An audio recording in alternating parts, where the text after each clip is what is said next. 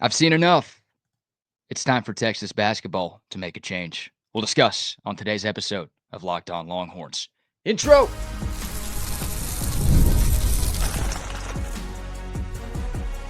You are Locked On Longhorns, your daily podcast on the Texas Longhorns. Part of the Locked On Podcast Network, your team every day. Welcome in. You are locked on to the Texas Longhorns. I'm your host, BK Brad Kellner, Austin native, Texas grad, and a longtime sports radio host here in the Lone Star State. Thank you for making Locked On Longhorns your first listen every single day. We're free and available wherever you get your podcasts and on YouTube as well. Please like, subscribe, and leave a comment. And tell your Longhorn friends about Locked On, your team every day. Today's episode is brought to you by FanDuel. Right now, new FanDuel customers can get $150 in bonus bets if your first $5 bet wins. On today's show, we'll talk about Texas basketball's untimely loss to Oklahoma over the weekend and why I think it should be the end of the Rodney Terry era in Austin. I'll also tell you the most important player on the Texas offense, not named Arch Manning, and we'll give some love to the red-hot Longhorn baseball team that looks very ready for SEC play next weekend. That's all coming up on today's show. But a little bit about me. This is my first episode as the host of Locked On Longhorns. I promise we won't do this for every show. I don't love talking about myself, and y'all don't want to hear me talk about myself. You'd rather hear about your favorite team. So we'll just do this once. But I mentioned it a moment ago. I am a Texas grad, and I've been covering the Texas Longhorns since my freshman year on the 40 acres back in 2012. I've hosted shows at 2 different sports radio stations here in Austin. I also hosted Afternoon Drive on ESPN 97.5 in Houston. So I am a sports talk veteran. I graduated from UT in 2016. I'm a child of 2 Longhorn parents. So I've been a Texas fan since birth. I bleed burnt orange, and I'm really, really excited about the opportunity to be your next host of Locked On Longhorns. Quick shout out to Jonathan. No, he did a great job. No, I have some big shoes to fill, but again, I am thrilled for the opportunity to get to host this great show and be a part of this great network. All right, that's enough about me. Let's talk some Texas men's basketball. I mentioned it right off the top. It is time for a change atop the Texas men's basketball program. The Longhorns dropped their regular season finale against Oklahoma at Moody Center on Saturday night, 76-72, the final score. And at this point, I'm just going to take a minor miracle for Trey Johnson and the Horns to make it to the NCAA tournament. Of course, the SEC tournament is coming up this week. It starts on Wednesday, so the Longhorns still have a slimmer of hope to make the big dance, but they're going to have to get a lot done in Nashville if they want to hear their name called on Selection Sunday, which is just 6 days away. Yeah, it's the best time of year to be a college basketball fan, but it's a lot more fun when your team is in it, and it doesn't look like our team is going to be in it this year. The loss to OU dropped Texas to 6-12 in SEC play. They were in Joe Lunardi's first 4 out category going into Saturday. Losing to another bubble team, that's not going to help Texas's chances of getting in the dance. And it was a frustrating game. The Longhorns had their chances. It was tough and tight throughout, but Oklahoma made the plays that they needed to make down the stretch. And it's just more of the same for this Texas men's basketball program that is trending in the wrong direction under Rodney Terry. Look, he deserves a lot of credit for what the Longhorns did in 2023. He led Texas to the Elite Eight. It was the first trip to the Elite Eight for the Longhorns since 2008. We understand second weekend trips in the NCAA tournament don't come around very often, so RT deserves his flowers for the job he did as the interim coach in that wild 2022-23 campaign. But Texas is going backwards. It was an Elite Eight trip 2 seasons ago. It was a round of 32 exit last year. And again, this year, the Longhorns are on the outside looking in, and they need a lot of work and a lot of help from around the country if they want to even make it to the NC2A tournament. And I attended Chris Del Conte's town hall down on campus. Was it last week, 2 weeks ago? Sometime recently here in Austin. And CDC talked about wanting every Texas sport to be competing in the top 5 in the country. Every Texas sport competing in the top 5 in the country. When he first took the job, he talked about wanting everybody to be around the top 10. He's up the ante. He mentioned it in front of a room full of people, and that event was televised on Longhorn Network or whatever's left of the Longhorn Network. And he openly said that he wants and he expects every Texas athletic program to be competing in the top 5 because that means you're competing for conference and national championships. You look around campus, a lot of Texas's teams are doing that. Hell, the women's basketball team, number 1 in the country. I know they suffered a tough loss yesterday to South Carolina in the SEC tournament championship, but still, they win the SEC in year 1. You look at Texas softball, number 2 in the country right now. Texas baseball off to a great start. We'll obviously talk about them a little bit later in today's program. Texas football, tennis, men's and women's, rowing. I mean, just look around campus. You see numbers next to pretty much every other Texas Longhorn team right now. You don't see one next to the men's basketball team. And if CDC is a man of his word, and I truly believe that he is a man of his word, he is going to make a change at the top of the Texas basketball program. And I think a change needs to happen, guys. Again, I don't discount what Rodney Terry did in 2023. And hey, Shaka Smart was here for 6 years, didn't win a single tournament game. So if you want to give that 2023 season if you want to give the credit for that year all to Chris Beard, well, look at last year where RT won a tournament game before falling to Tennessee in the round of 32. That was more than Shaka did in 6 seasons in Austin. So RT has done some good things. But again, things are going backwards right now. Players are regressing. The whole program is regressing. And oh, by the way, everyone's leaving after this year. Like you're losing Trey Johnson, who's likely going to be a top 5 pick in this summer's NBA draft. You're losing Arthur Kaluma. You're losing Jordan Pope. You're losing Julian Larry. You're losing Caden Shedrick. Now, some of you might not think that's that big of a deal, but the point is you've got to recreate an entire roster for next season.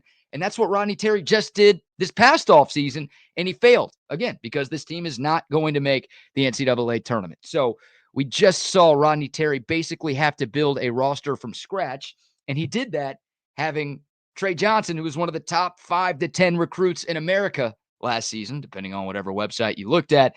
Now, there's only one signee in this year's class. He's not as good as Trey Johnson. You're losing all of those other guys and a few more names that I didn't even mention.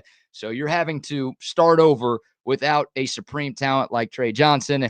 And I don't have any faith that Rodney Terry is going to be able to do that. I don't have any faith that he's going to be able to put together a competitive enough roster. And the lack of development that we've seen from Texas basketball has been obvious this year. There is nothing that I can point to, and y'all let me know if you think I'm wrong. Comment below with your thoughts. There is nothing that I can point to that gives me confidence that Rodney Terry is the right guy to turn this basketball team around. And guys and gals, to me, there's no excuse. To me, I know the lack of history. I know Texas men's basketball has never won a national championship. I mentioned it. It was a decade and a half between Sweet 16 appearances for Texas before they got back there in 2023. So we don't have the history that a Kansas does, that a Duke does, that a North Carolina does. I understand that, but there is no reason that Texas can't be one of the very best jobs in the country.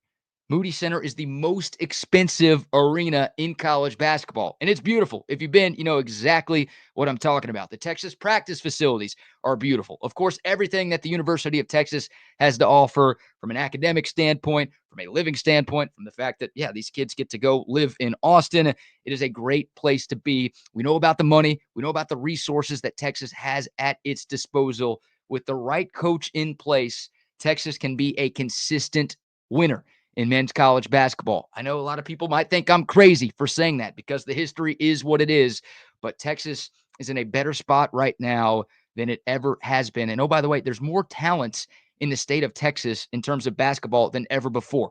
Obviously, we think about football recruiting, we think about baseball recruiting, we think about some other sports when it comes to Texas having the most talent. That's the same way in basketball as well. You can win championships with players just from the state of Texas. You bring in the right guy, he keeps the best talent home. He goes out to the portal, utilizes the resources that Texas has. You could put together a winner, and you could find a way to not have to wait 15 years between second weekend trips. You could find a way to be a consistent tournament team year in and year out. I think it's time for a total mindset change for Longhorns men's basketball fans. I really do. We got to stop thinking about what we haven't been in the past and start thinking about what we can be in the future. I am telling y'all, and I hope in 3, 4, 5 years from now, I'm still hosting this show. Y'all are still listening and watching this show. And I'm talking about how I told you so, how we always had this ability to be this team. We were a sleeping giant. And I hope that we can look back and say, oh, yeah, this change is what started the overall change for Texas men's basketball. So I think the Longhorns can do better than Rodney Terry. I think he's the worst coach in the country. No, I don't. Again, he's done some really good things at Texas, but we are going backwards. And there is too much that the University of Texas has going for it right now for this team to not be making the tournament. Chris Del Conte wants the Longhorns to be in the top 5 in every single sport. Texas isn't even going to be in the top 68 in men's college basketball this season. That is unacceptable. Tough game for Trey Johnson, too. His final home game in Austin did not go well. Didn't make a shot for the Longhorns. He chose a bad day to have a bad day, but that's the problem. It's just too much inconsistency across the board, and that's why Texas finished 6-12 in the SEC this year. That is, what, fourth to last place? Maybe even third to last place. I got to double check that. No, fourth to last place because Texas is a 13 seed in the SEC tournament, which opens up on Wednesday. By the way, that SEC tournament, we'll talk more about that on tomorrow's show and on Wednesday's show, but the Longhorns will open up against Vanderbilt. Of course, Texas lost to Vanderbilt in Nashville a couple of weeks ago. This game won't be on Vandy's campus, but it will be in Nashville. The Longhorns, to me, they have to win 2 in the SEC tournament. They might even have to win 3, but 2 is the minimum number that Texas has to win to even have a chance to get an at-large bid. They'd have to beat Vanderbilt on Wednesday, and then who would they play on Thursday if they take down the doors? How about Texas A&M? Of course, the Longhorns split the regular season series with the Aggies. How fitting would that be? Texas needing to beat A&M with a spot in the NCAA tournament potentially on the line. But again, that might not be enough. It might take a win over Vandy, a win over the Aggies, and then a win over Tennessee, who would be the Longhorns' third round opponent because the Volunteers have a double bye. So it might take a win over Rick Barnes to get Texas into the dance. But it's frustrating. It was a frustrating end to a frustrating regular season. And of course, Texas had won 8 straight against Oklahoma. It's always painful to lose to OU, but that loss might put OU in the dance and it might keep you out of the dance. That is brutal for Texas men's basketball. Comment below with your thoughts. That's enough men's basketball talk for today. Let's shift gears here. Let's talk some Texas football. There is no offseason for Texas football here on Locked On Longhorns.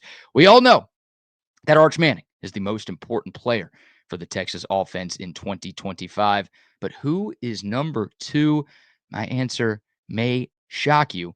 I'll tell you who it is next, right here on Locked On Longhorns. Today's episode is brought to you by Supply House. Get the supplies you need from the site made for the skilled trades. That's Supply House. Whether you're in plumbing, HVAC, or electrical work, Supply House is the reliable way to order products online. Their easy-to-use website is packed with helpful resources and the latest product info to help you get the job done right. They've got a complete inventory with more than 200,000 parts from more than 400 of the top brands. So you're going to find exactly what you need delivered fast from coast to coast. And if you need help with an order, Supply House offers expert support and industry-leading customer service. You're always going to talk to a real person. And for trade pros looking for an extra edge, their free Trade Master program offers exclusive perks like a dedicated phone line, free shipping, and discounts on every single order. Thousands of skilled professionals are already taking advantage. Now it's your turn. Join the Trade Master program at supplyhouse.com/TM and start ordering plumbing, HVAC, and electrical supplies with just a few clicks. Plus, use the promo code SH5 for 5% off your first order. That's SH5 for 5% off your first order at supplyhouse.com. And today's episode is also brought to you by our friends at Wayfair. Your home should reflect your style. And with Wayfair, it's easier than ever to make that happen. Whether you're looking for a simple refresh or you're tackling a big home project, our friends at Wayfair have everything you need all in one place. I'm looking to buy my first home this year. And when I do, I'm going to head over to wayfair.com to get everything that I'm looking for. They've got the best selection so you can find your perfect piece no matter your space, no matter your budget. They've got a ridiculous selection from cozy furniture and stylish decor to kitchen essentials and outdoor must-haves. Wayfair has it all at prices that fit your budget. It's easy shopping, it's easy delivery. I'm telling you, everything you need for your home is right there. So head over to wayfair.com and find something that's just your style today. WAYFAIR.com. It's Wayfair, every style, every home. Back here on Locked On Longhorns, my first episode as the Locked On Longhorns host. Appreciate y'all tuning in, and thank you for making Locked On your first listen every single day. By the way, it's not going to be just me every single day. We're going to have great conversations with tons of great guests who cover the Texas Longhorns. So make sure you are tuned in to this show every single day. Arch Manning is the most important player for the Longhorns offense in 2025. There's no debate there. He's the most important player on this Texas team. He might be the most important player in college football in the 2025 season.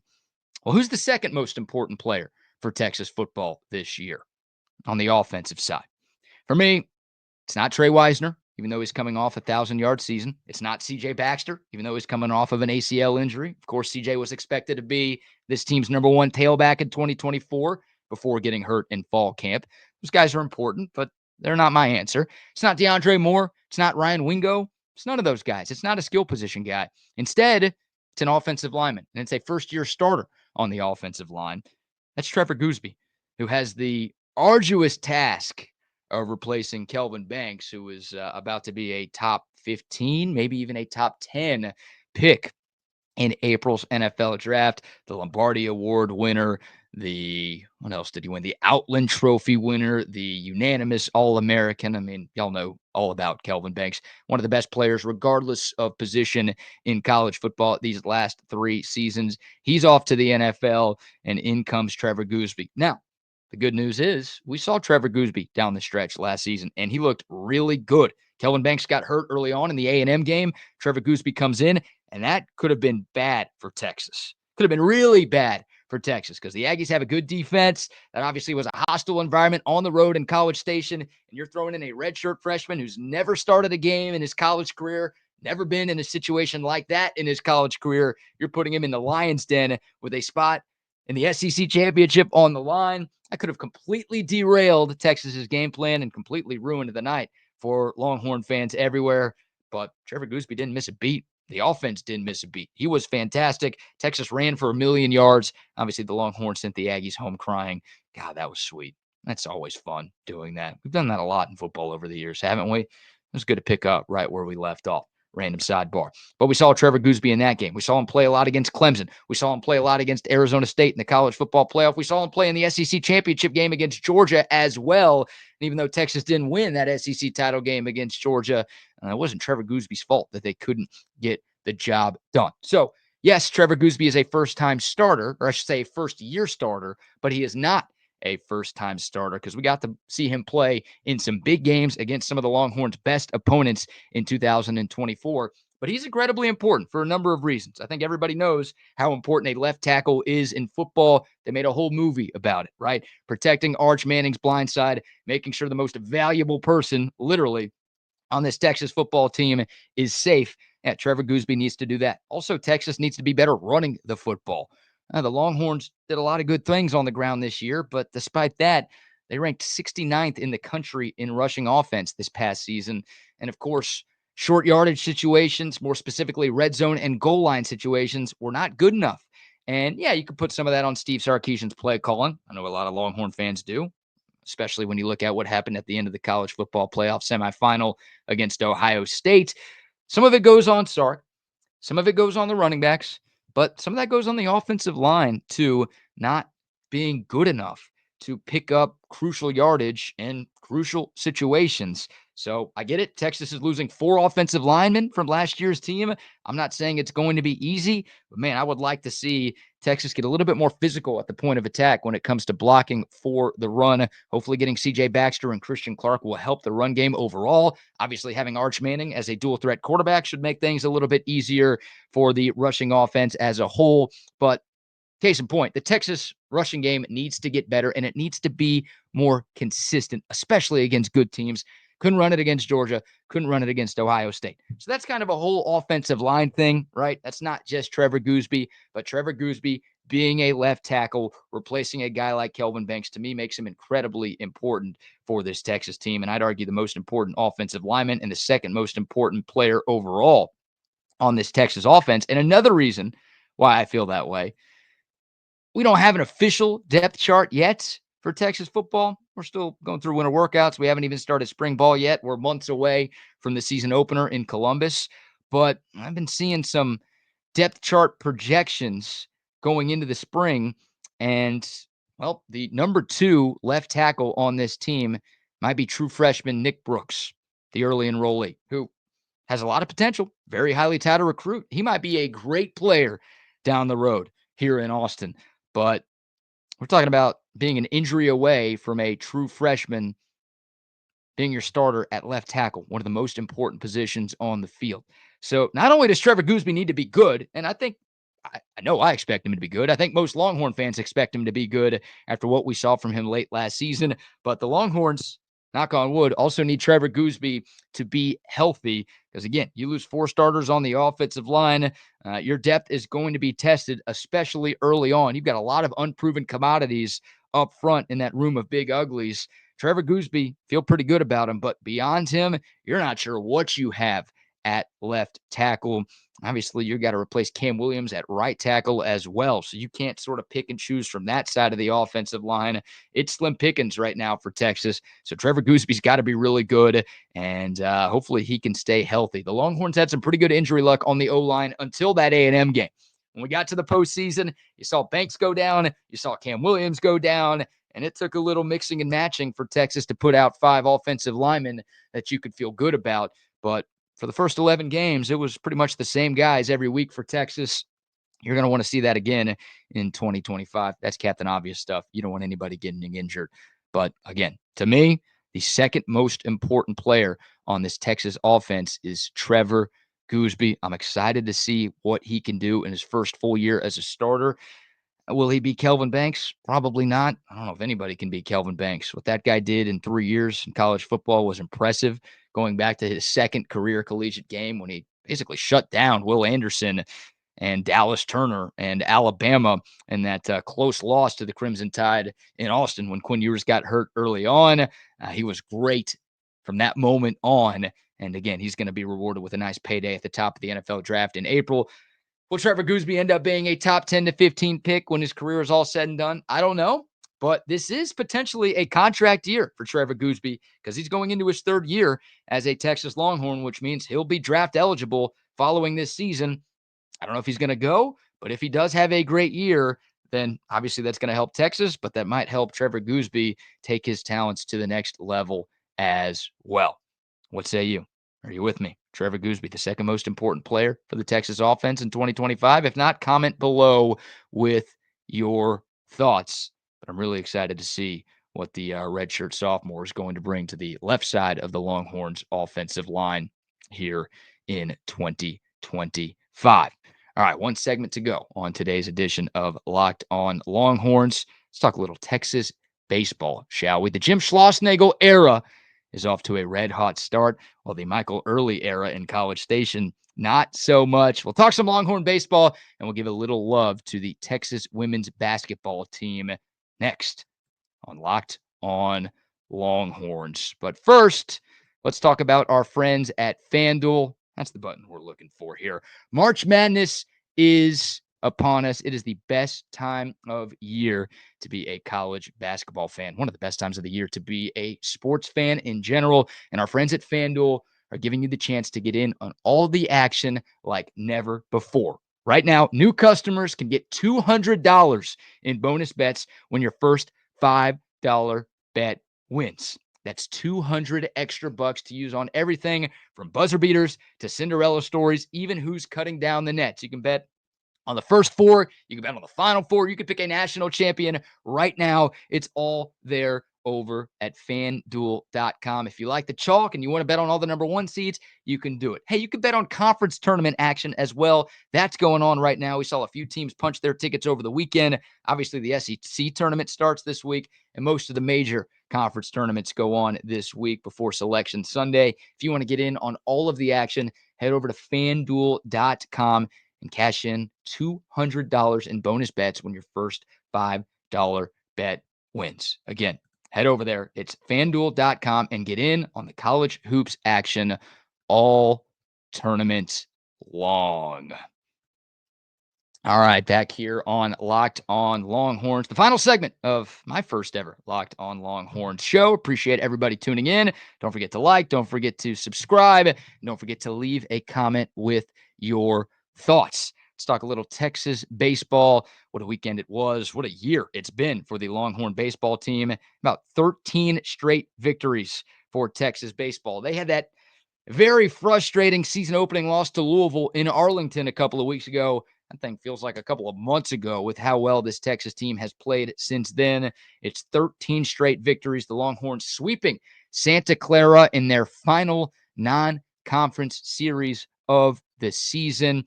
And that 13-1 record, the best start for Texas baseball since 2005. Memory serves, 2005 was a pretty special year for Longhorn baseball. Hopefully, we get a repeat of that. Hopefully, this 13-1 start is a sign of things to come for Texas baseball. Pitching was the story of the weekend. Jared Spencer, the Indiana State transfer, looks like Bert Auburn out there, but he has been money on the mound for Texas. 5 shutout innings, gave up just 2 hits in Friday night's victory. 8 strikeouts. He retired 10 of the last 11 batters he faced. How about these numbers for Jared Spencer through 4 starts? He's 2-0 with a 0.86 ERA. He's got 29 strikeouts on the year. He's averaging 12.64 Ks per 9. That'd be third best in school history. Think about all of the legendary pitchers that Texas baseball has had. I know it's very early. Again, we're 4 starts into Jared Spencer's season. But the fact that he is on track to do something that only 2 other pitchers in Texas history have ever done goes to show you the type of year that he's had. That fastball's money, can get up to 97, 98, and the slide piece is absolutely filthy. Jared Spencer was great again on Friday, and what a weekend it was for Jalen Flores. Look, I'll credit Jim Schlossnagle. I don't think this was the toughest decision he's ever had to make because Jalen Flores was a preseason All-American, and he was All Big 12 last year. But Jalen Flores struggled for the first 4, 5, 6 games of the season. Jim Schlossnagle didn't mess with it, didn't take him out, didn't yank him, didn't do this, that, or the other. Kept Jalen Flores in the lineup, and well, he was awesome. Huge hits on Friday, Saturday, and Sunday for Texas in this sweep of Santa Clara. We saw good things from the bullpen. We saw some major improvements from the Texas defense. The bats are rolling. I mean, look, it takes a village to win 13 straight games. I don't care who you're playing. And by the way, Texas has played some decent teams across this win streak, by the way. I don't want to take shots at every single opponent that the Horns have seen since Arlington, but they are absolutely rolling right now. Let's let you hear from the coach. Here's Coach Schloss. He was asked after yesterday's win what he's learned about this Texas baseball team through the first 14 games. We've learned a lot. I think just learned about each other mainly, I still think we have a lot of room for growth as long as we stay healthy.